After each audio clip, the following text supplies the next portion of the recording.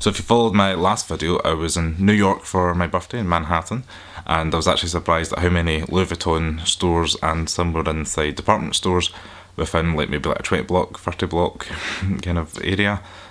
In Scotland here we've only got one in Edinburgh, and that's the whole country. So if you're in Glasgow in the west, you have to travel through to Edinburgh. It's a bit annoying. Feel sorry for people if you're up at Inverness and Aberdeen. You need to travel all the way down to Multree Walk, which is right at the end of George Street, I believe, near the Tesla shop and Harvey Nicks and things like that in Edinburgh. But anyway, I digress. So we were staying on 5th Avenue, no we weren't, we're 7th Avenue, sorry, 31st Street. So I went to the Macy shop first because that was actually the one closest. It's only about 2 blocks away on, I think it was Broadway and say 31st Street or something like that. And I went to take my passport cover to get it's hot stamped because it's everybody followed. I bought the Eclipse Louis Vuitton passport cover, so you can get the inside page of the passport cover hot stamped. So there's some Instagrammers out there who have got this inside page covered with a wide range of landmarks. The New York one is the Empire State Building. That's pretty cool, so I managed to get it just in the silver just to match the kind of silver I've got there. However, you can actually get it in any colour you want. The guy was wanting if you wanted it red, gold, whatever you fancy, but I just fancied it in this kind of silver. My goal's probably to have, you could probably look at the spacing, probably one at each side, and probably have that 3 or 4 up, so you could probably get 12 hot stamp symbols on there, and that'd be quite nice to be a keepsake as you travel around the globe and get to these landmarks. If you're going to have like London, Paris, there is actually a wee thistle you can get for in Edinburgh for Scotland. I'll probably get that done. And then obviously if you want to be into like Tokyo, Shanghai or whatever, Sydney, I think they've got one as well actually. So yeah, that's a pretty cool little feature. Quite a nice wee novelty thing to take away, and that's actually free as well. So Louis Vuitton are very kindly hot stamping that for you. You leave it with them, in about an hour and a half later you can go and collect it. I actually left it until about 5 o'clock at night because the shop times are open a lot more than we are here. I think they're open till like 7 or 8 at night. Most of the shops, did vary depending on the department store, but most of them are open late and open I think from like 9 in the morning really.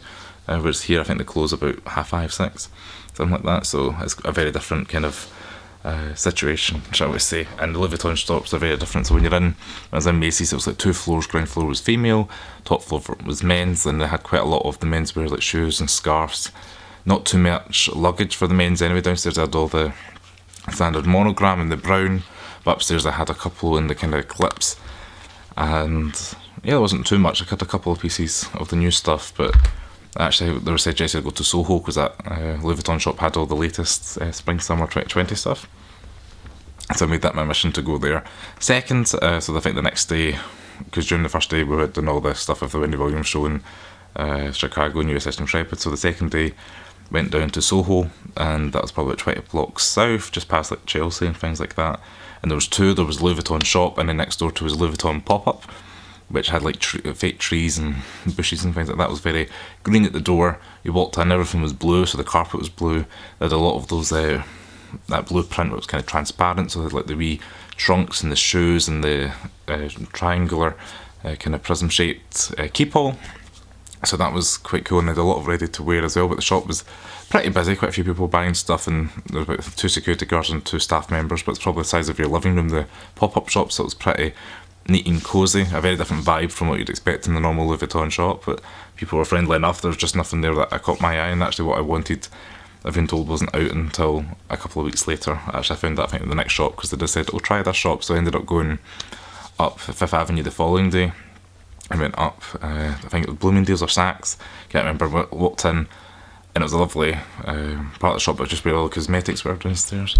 So yeah, the Macy's one and the Bloomingdale's or Saks, can't remember what shop it was, are kind of similar, just very kind of, the kind of beige and kind of warm tones you'd expect.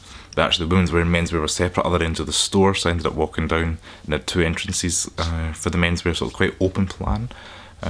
But again, they had very, very little in terms of travel what it was after. They had all the keyrings and like bracelets and things like that, but the staff were really lovely and actually gave me a couple of samples of perfume or aftershave, which was really nice of them. Then finally went to the Louis Vuitton Flagship that was right beside Trump Tower, and you see all the Gucci shop and the Bulgari and the Dolce & Gabbana, and it's really cool to see all these shops with the kind of explosion of colour and how they're trying to lure customers in, because they're trying to stand out when they're back to back against each other. The Louis Vuitton shop itself is, I think, 5 stories of glass at the front kind of cladding, and I think it's maybe like a 7 or 8 story building. Can't remember. I did remember reading about it before I went, but it was one of their kind of flagship shops.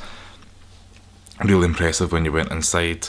I'm going to keep that whole video for another video, that whole situation, because there was a story behind that, but that was quite a cool video. And I said, if you want something, they sold everything from like the jump ropes, cocktail shakers, dumbbell weights, teacups and things like that. Just so many random things, along with the big trunks that are like £55,000 to smaller, like little petite trunks and things like that, and most keep-alls and a lot of ready to wear. So really, if you want your Louis Vuitton and you're wanting a wide range of products and you're looking in Manhattan, probably go to the Flagship first, because you're guaranteed to at least find what you're wanting, just because it's so many sections and so many floors.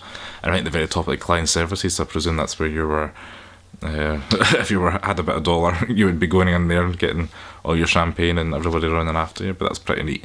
So hopefully you guys enjoyed my Louis Vuitton kind of tour of Manhattan videos. If you liked this video, please give it a thumbs up. Stay tuned for my next video, as I'm going to be talking about the Louis Vuitton flagship on 105th Avenue, my experience of that in particular. And I'll be a couple more Louis Vuitton videos popping up, as I did actually buy a couple of pieces as well there. So thanks very much for watching Thomas Talks, and I'll see you next video. Ciao!